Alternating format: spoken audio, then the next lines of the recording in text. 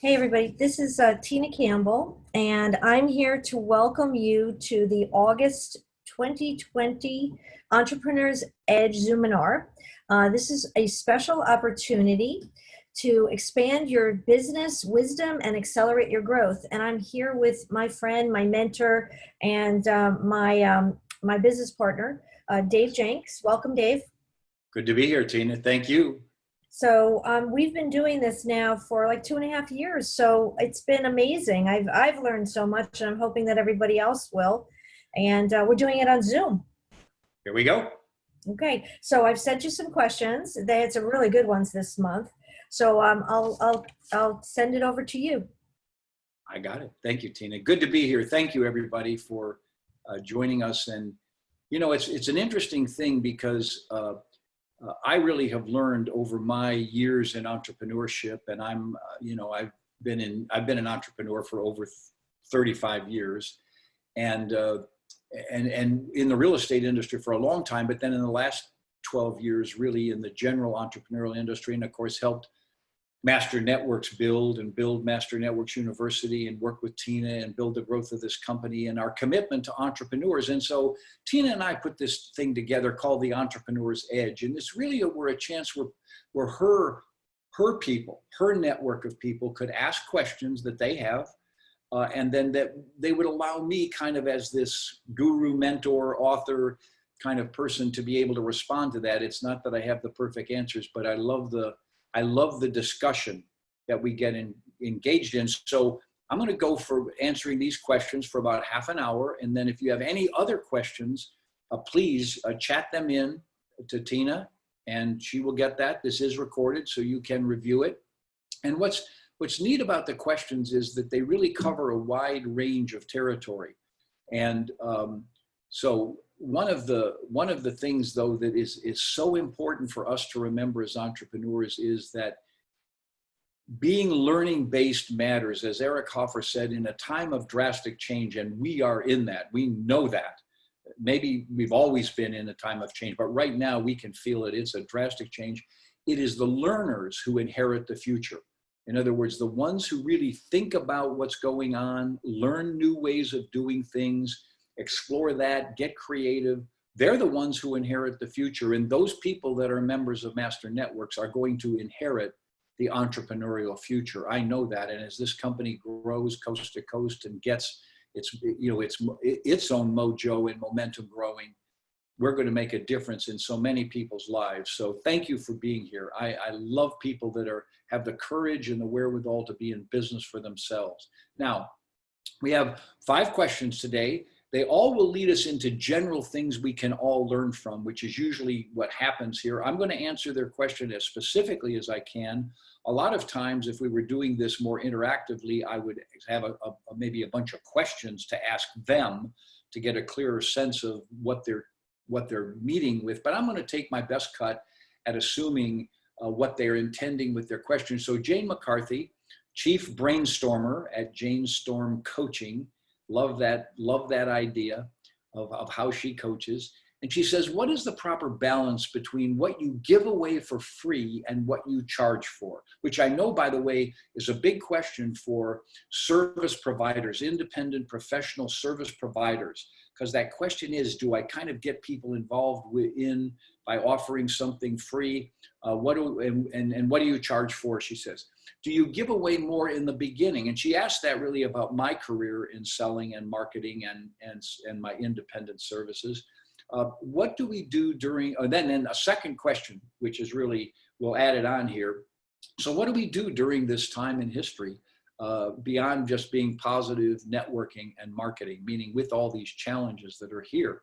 So let me take a first cut at this. First, here's my thought on it, Jane. Never give away your fundamental service for free ever, or never deeply discount it. Here's why. You will attract the wrong people.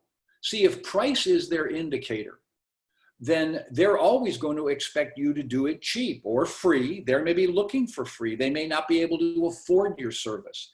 So in a sense, when you give things away for free, you get to the wrong target market.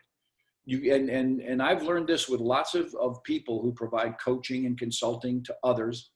they sort of say, well, let's do a free session.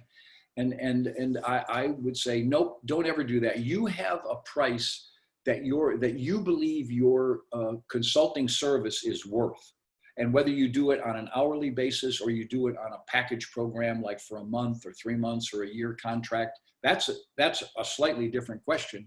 But the point is that you have a sense of what your time really is worth. And maybe you're comparing that to other people. Like if you're an attorney, there's what do other attorneys charge? If you're in coaching and you know there's a group of coaches that charge $500 an hour in your field or with your clientele, that's what you're at. Maybe it's higher, maybe it's lower. You kind of price it based on your sense of where you are in the value proposition you have to offer and in terms of your credibility. Have you proven your credibility? Because sometimes we charge more when we get more credible. I'm highly credible in the real estate industry. I can charge a lot more than somebody who's just sort of saying, oh, I'm a real estate coach. I can do the same thing in entrepreneurship. So you determine that. Determining your price is really important, but then stick with it.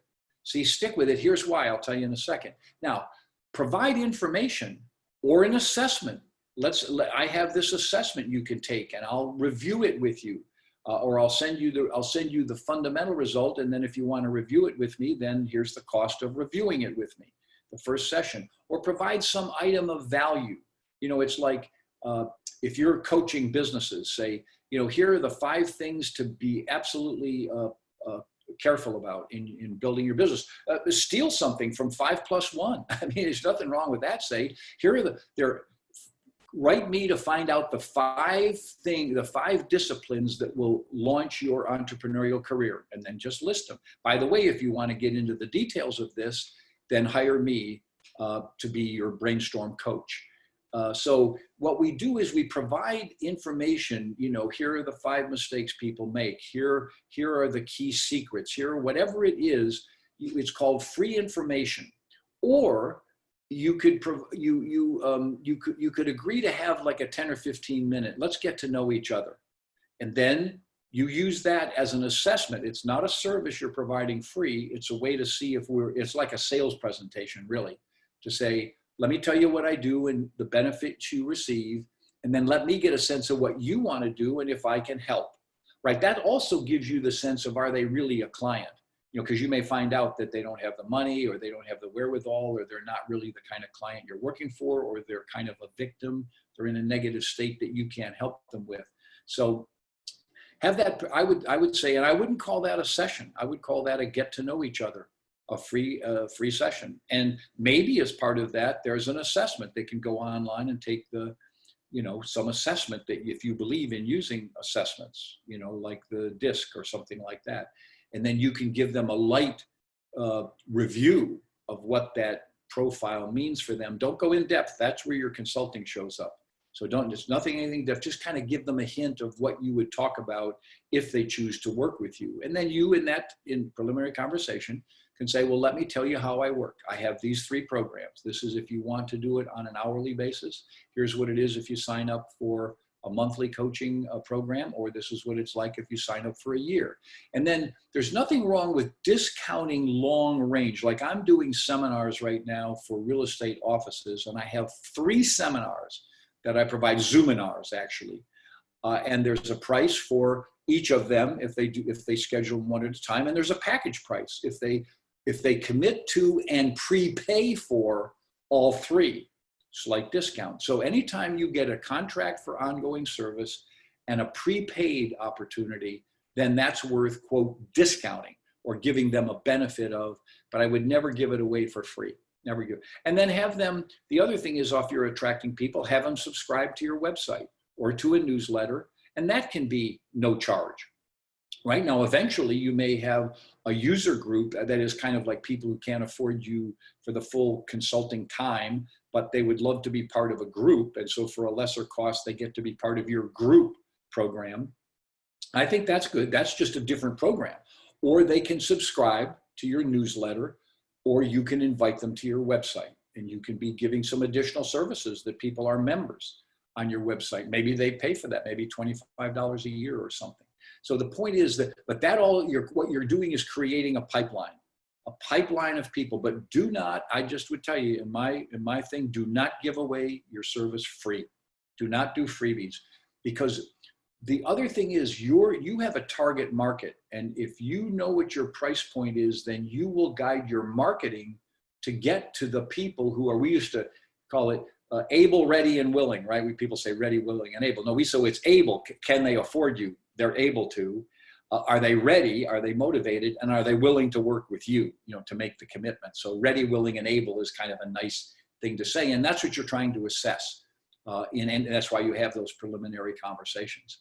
And then you ask about what do we do in these tough times, for other people? Well, yes, we do what you say, be positive and all that. But I would just say, be an authentic, a resilient, optimistic leader. Just tell people, look, this too shall pass. Times change. Give them the Stoic philosophy. The dailystoic.com is such a great reference I give to people in this day and age, where you really give a daily message that comes from that Stoic philosophy of how to deal with adversity and how to deal with difficulty. And that's a skill. The building that resilience is a skill, and it's a skill for all of us. I've built it to a high level. Things like we're dealing with don't offset me. Now, I have my own political views of it, and I express those where it's appropriate and take actions where it's appropriate, because I think there's things that are very important for entrepreneurs and for this country. But the point is that my general feeling is that I want to be real.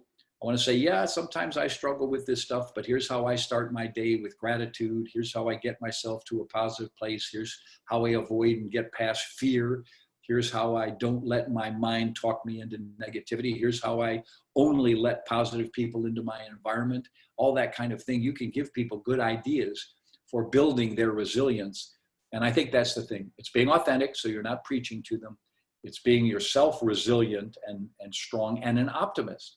As Martin Seligman, who wrote the wonderful book, Learned Optimism, said, it's not about Pollyanna or just seeing everything positively. It's knowing that you have control over what goes on. You can change the outcomes. You can improve your performance, and you can make a difference. That's what an optimist believes, right? And therefore, you own it. You can own the problem. So I'd say that it's a wonderful question. I think all of us as entrepreneurs, with our family and our clients and others, have this opportunity to impact them positively. Yeah, good stuff. Thank you, Jane. Good question. Second question is from Nancy Stignon. And that is, she's founder of Unique Designs and Creations, gift baskets. And she just simply asks, how can I help my business clients use my gift baskets during our, quote, new normal? And we don't know if it's going to be a normal, but we know it's whatever it is now. It feels a little abnormal. And we'll see what of it lasts. And I think, Nancy, it's always this question we ask ourselves. It's a wonderful question. And that is, how can we improve our service to fit the conditions we're in? Right? How can we do that? That's always our challenge. When things change for us, it's like, again, I work a lot with real estate agents, and there's this wonderful agent in northern New Jersey, and she's developed the virtual home buying process. She did it early, like 4 months ago. And so she announced this, see, the Sue Adler virtual home buying process. You can buy a home without having to visit it. You can do virtual tours. We can do all the documents. I can DocuSign. We can sign it all digitally. We can set it up for a last minute look at the home to, kind of like as a check off, what we call a COVID addendum. Anyway, the point was, she was out there now marketing it and talking about how her services were different and provided differently, but fundamentally she was helping people buy and sell homes. So you are helping people feel good and build relationships by giving away really unique gift baskets, right? And so you'll say, okay, what kind of gift baskets and what kind of use of them could really matter right now? And I would say to you, I would say this should be a great time for you, because people are looking for ways to make connection with their best clients, with their best affiliates. There's nothing better to do than to give them a tangible gift, something that's thoughtful and unique and memorable. And so you provide that. Now, I don't know, I really don't know your business enough to know whether you are, whether you do custom design gift baskets or whether you have a standard set of choices. So my point to you would be, get great examples of how people who are working with you are using the personal delivery of gift baskets to fit the times and build relationships and be memorable with their key clients or their key relationships.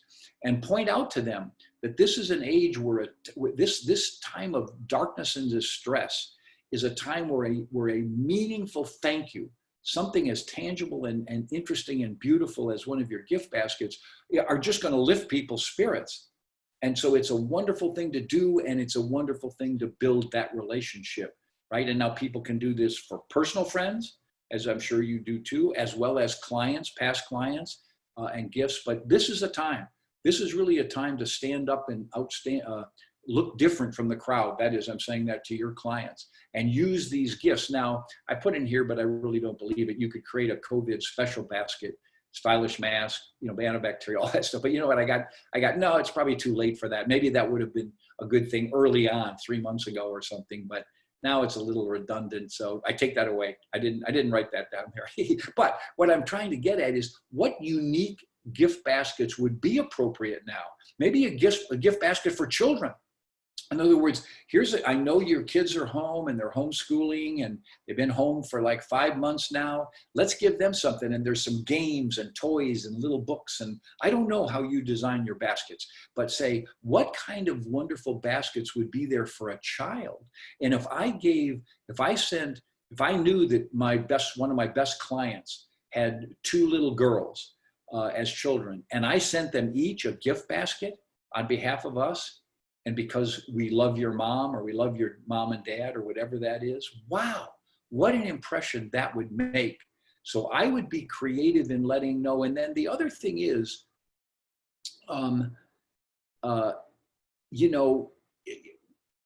what can you do to share examples, and where can you do it? I would do a lot of stuff on social media about the power of giving, the power of giving, the power of tangible giving, and short little testimonial stories. People going, I can't believe I got this gift. It was such a thing. I mean, I made tears come to my eyes, whatever that was. Get dramatic stories of the people who've received the gifts and the emotional impact on them, and then how that made them feel about the person who said it. See, that's what you're creating, that linkage. And then you're saying to your clients, if you want to be a person who is felt where people feel about you the way you just expressed, then please talk with me. Let's use one of my gift baskets. And if you do tailor-made, tailor-designed, custom-designed gift baskets, what a great thing to call your clientele and say, let's invent a gift basket for you to give, one that would be unique, memorable about your company to other people. But I don't want to complicate your business. If you don't do that, if you've got standard gift baskets, then fine. Just remember to say to people, in this new normal is a time for giving. In a time where people are afraid, it's a time for giving. And there's nothing better to give, more tangible, more memorable, than one of my gift baskets. There you go. Great stuff. Now, Maggie Carey is president of Master It Media. She's area director. Thank you, Maggie, for your service for the New York region of Master Networks, with Tina, helping us grow, helping us help entrepreneurs grow their businesses. And she says, I've started building my operations manual for her Master It Media, following some of the guidance in 5+1, good, that there's so many fundamental things in that book. That book is a pragmatic guide for entrepreneurs. Don't ever, anyone on this call, forget that. Go, if you don't have a copy, I mean, get it, and get it coil bound so it lays flat, and review it and realize the wisdom. See, it's pragmatic wisdom. It's not meant to be a book that's exciting to read, although it is inspirational. It is meant to be a book that guides us in building businesses. So those 5 disciplines and the 1 master skill is so well expressed in that book, and so tangible and pragmatic. So go use that. Now, she says, I followed the guidance. What additional advice would you give to creating my ops manual or policy and procedure manual? And Maggie, this is a great thing to do in a business. Now, I don't know where you are in your size, whether you have staff. I don't know what your vision is. If you're going to make this Master It Media a multi-employee company serving lots of different people, I don't know. I mean, that's part of the kind of the vision of when you need and when it's important to build an ops manual, but you've said you're doing it. So I'm sure that this is important for you to be organizing your business in this way. So let's take a look at that. First of all, understand that an operations manual and a set of really good job descriptions is a great foundation for any business. It's a great foundation for the way you think about your business. So the one thing I would do is make it a first priority for your first administrative hire. Now, you can be thinking about it and maybe roughing an outline before you have an administrative assistant, but I wouldn't spend a lot of time on it because you'll get bogged down. It's like people who used to say to me, I'd call them and I'd say, how's your business going? They say, well, I'm getting reorganized. And I go, oh no, they're avoiding the work. Because they're getting organized. And the same thing can happen with things like ops manuals and all that. It's work that doesn't generate business. In entrepreneurship, there's only $2 productive activities: lead generation and servicing clients.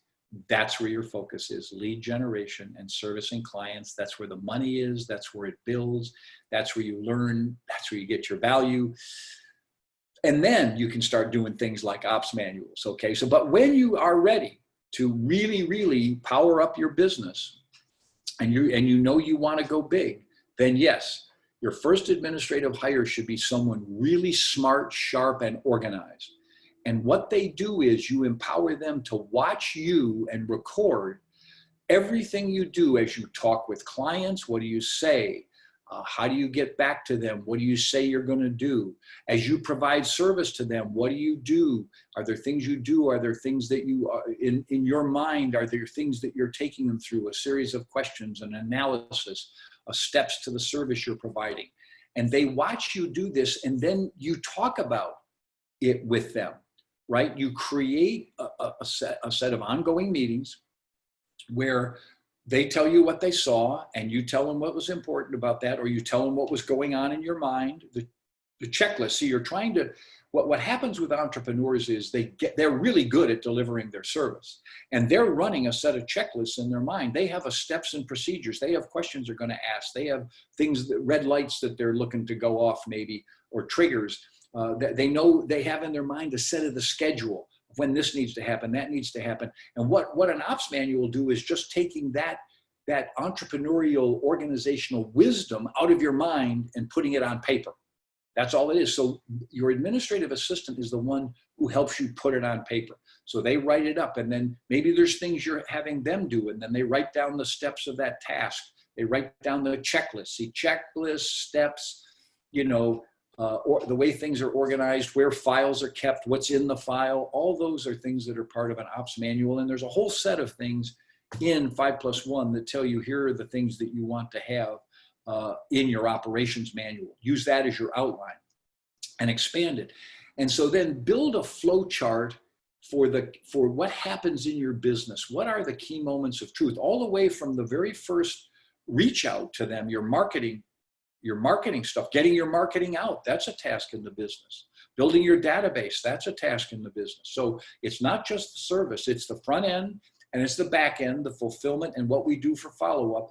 And then, of course, the middle is the core of the actual moment of truth or series of moments of truth of you delivering the service. Get all that down and then create a tasks and functions worksheet. One of the most amazing things that we did in Keller Williams, and I was primarily responsible for it, was we created a spreadsheet of the 172 tasks of a real estate agent. Down the left-hand side were the 172 tasks organized in 7 different functions, right? Like marketing and servicing sellers, servicing buyers, taking the transaction to closing functions. And then we showed how those divvied up among staff members as you added staff. So you could see the tasks and you could see who was doing them all the way over to where you had what we called a 7th level business, which was somebody doing everything. So my point of it is, the more you get analytic about the tasks and functions of what does it really take to generate the business, to service the business, and to follow up the business, that's the key. And then I would just set up a schedule of weekly accountability meetings with your admin for putting this together, for putting this ops manual. Have sort of like a schedule that you have, and stay true to it. Don't just say, oh, we're going to do it and then put it off. Have a regular, this is our, Tuesday afternoon from 1 to 3 meeting on the ops manual. And then you just hold that on your schedule all the time, right? Because it'll take a process. It's a way, and it's something that is constantly evolving, your ops manual. But then put it in a nice physical form that looks good, get it typeset and all that. And now you have something you're proud of, and it is the foundation of your business. So that's my view on building ops manuals. I've done it. Question 4 from Steve, Stephen. So he's Director of Operations and Development for the Daybreak Independent Services for those living with developmental disabilities. It's a wonderful service they provide. Much needed, much needed. And he said, we are growing, while other similar organizations are shrinking or closing their doors, by the way. What are the top attributes we should look for in recruiting personnel for both entry and supervisory levels? Well, it's a big question, Steve.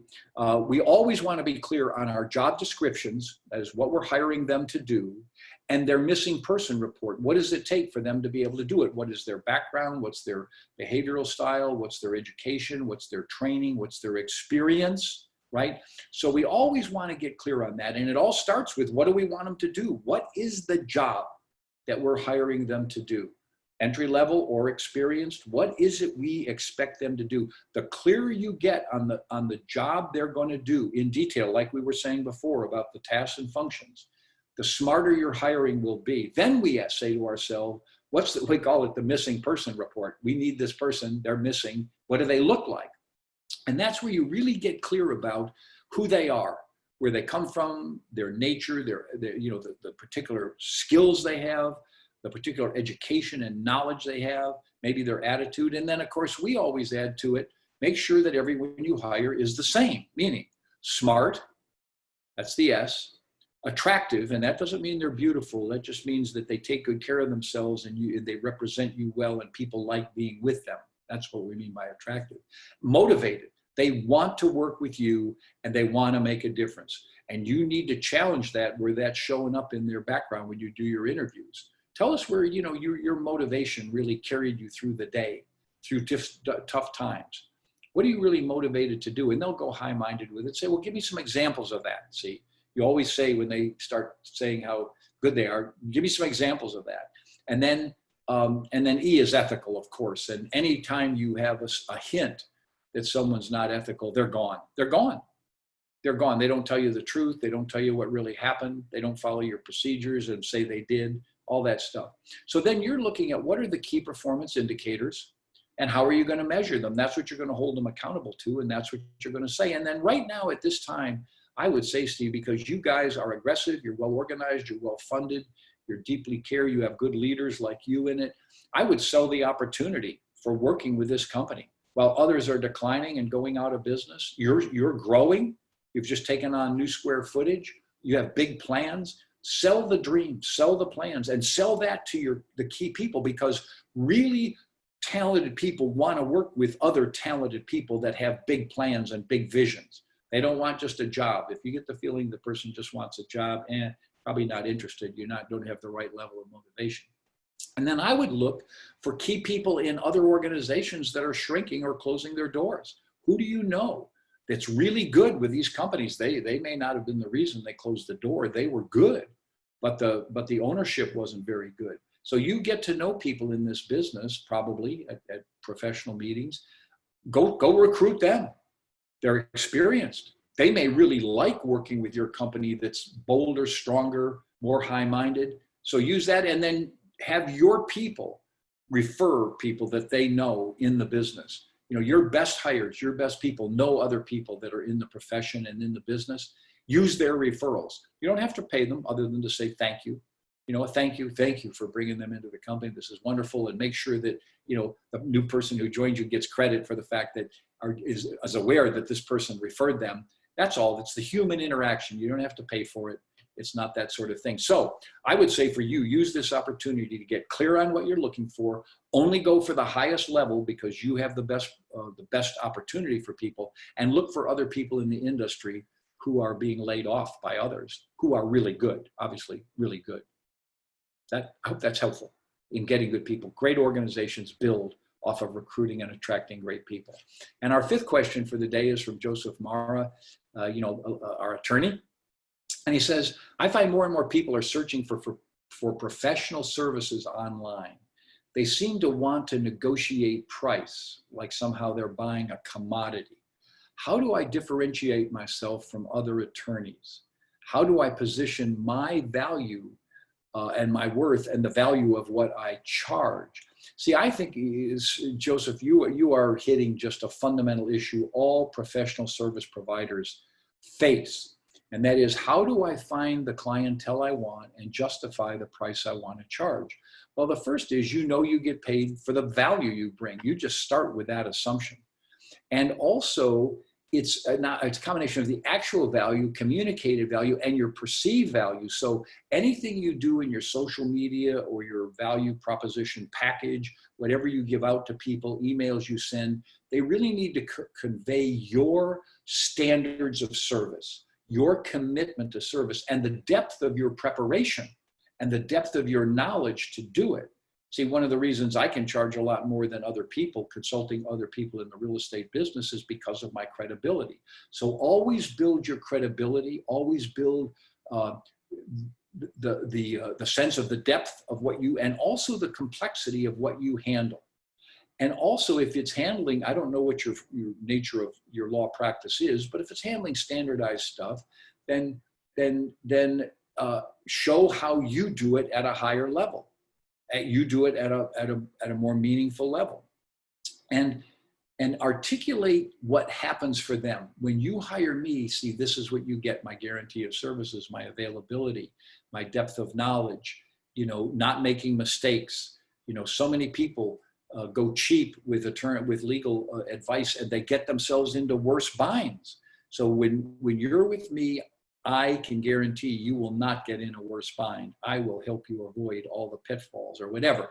Find effective ways to say how you take care of people, what we call in real estate your fiduciary relationship. My job is to support you, and I love to say to people, one of the reasons you will hire me is because you can trust me. I will answer all your questions, and I will protect you through all of the procedures we go through, right? There's your big three: trust, listen to them, protect them. So find ways of doing that, and then let that show up in the way you express yourself, either in your newsletters or email or social media or wherever. Because remember, we're all in the game of target marketing. We're all in the game. So what we say it's the second T in the 5+1 is targeting. You are targeting the clients who are able to pay the level of you want to charge. They are ready to, they are motivated to work with someone like you, and they are willing to, meaning they know your value. Don't try and sell people who don't get your value. Just walk by them. And yes, you're right. A lot of people are shopping online and trying for cheap, and you're not interested in them, and you're not making offers that are there for them. And that may not even be the place you want to show up in your marketing you want to do. So the question is, where is your target market? Is it geographic? Is it industry-based? Is it profession-based? Where is your target market? How can you reach them personally? And then, of course, get referrals and testimonials from your best people. Have them describe in their words what it was like to work with you, why you just pulled, them out of the fire, why you solved things you didn't even know were solvable, while they could trust you completely, why you always told them the truth, why you answered all their questions. Find out those things that mean the most to your clients. Get testimonials and referrals, or testimonials first, and then referrals. Ask people to refer you business. Do your friend a favor and make sure they get the legal counsel they need. Refer them to me, right? We're all in a referral-based business. We're all in a value perception-based business. We're all in the game of articulating our value proposition and our benefits. We just need to do it better and better, and to the right target audience, okay? I mean, I think that's the game you're talking about. You don't want to play the cheap game. We don't want to play the people looking on the internet. You don't want to play that game because it's not the game you play. You play at a higher level, right? I got that? All right. So Tina, there we go. We made it through in about half an hour. Yes, thank you so much. And Dave, I love Stephen made a comment. He said, I've heard with professional services, cheap, fast, great. You could only pick two of the three. Yeah, I mean that's one of those things. But I think that we don't even go there, because we don't go cheap. I mean that's the thing. We don't go cheap. We go value, and we get things done fast and right. That's just what we do. I mean the other people may offer cheap. I don't think any of us that are entrepreneurs are into the game of cheap. But so I wanted to mention one thing. I mean, you've all had a taste of this, and this is a great turnout. I just want to encourage all of you, think of your questions, send them to me in advance so that Dave will go over those next month. We do this the third Thursday usually of the month at this time at 11 o'clock. We get Dave's wisdom. It's unbelievable. It's like, you got to hold on to your hats. And I want to mention one thing. When I received a beautiful gift basket from Nancy, made by Nancy Stingone, this beautiful scarf was in the basket, and it was given to me by one of our members who was just on here a minute ago, Maria Casada from Six Diamonds Tree Service, for my birthday. So I want to encourage, everybody. And it's memorable. There it is. And now you're telling other people about it. So that's what's neat about a memorable gift. One is, you remember it. Two is you share with other people, and she gets the benefit of that. That's wonderful. Absolutely. So I want to say, everybody, please put your, questions in for next month. And again, Dave will take this time. And Dave, we know how busy you are. We can't thank you enough. Glad to be here. No, love what you're building. I love, Tina, what you're building with your master networks in that whole Hudson Valley area. It's phenomenal. So keep up the good work. Well, and remember, Dave, you're always a lifelong New Yorker. You can never take that away from you. I know. I brag about that all the time. Of course, I do occasionally have to add upstate New Yorker, but I hate to do that. But I consider Westchester County part of upstate New York. For a New York City person, anyone north of Yonkers is in upstate, right? Isn't that true? Or maybe even north of the Bronx is in upstate. So. Well, we have a lot of Bronx people, and we love them so much. So thank you so much, everybody. All right, good. This is recorded, and we will have it on our Facebook. It'll be on YouTube, and it will be on our Facebook Master Networks members if you want to review it. And tell the people that we answered some questions for them, that they were on here. Many said, sorry, Dave, thank you. They had things that they had to go to, so but they appreciated this very much. Okay, good. Bye-bye, everybody. Thank you, Dave. Take care. Yeah, rock and roll.